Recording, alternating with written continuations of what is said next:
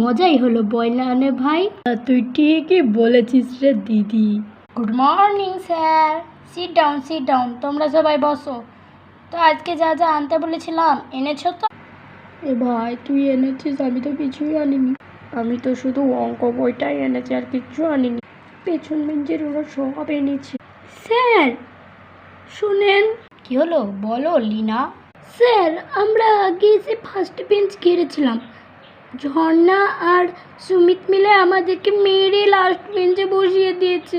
কি কি শুনছি? ঝর্ণা সুমিত চুপচাপ লাস্ট বেঞ্চে যাও, ওদেরকে ফার্স্ট বেঞ্চে দাও। স্যার ফার্স্ট বেঞ্চে তো দিলেন, আমার যে চুল ছিঁড়ে বিনাশ করে দিয়েছে ঝর্ণা। দাঁড়াও দেখাচ্ছি মজা ঝর্ণা। এরপর যদি শুনেছি মেরে পিঠের ডুগডুগি বাজাবো আমি। ঝর্ণা আই এসে এই অঙ্কটা কর তাড়াতাড়ি। তুমি তো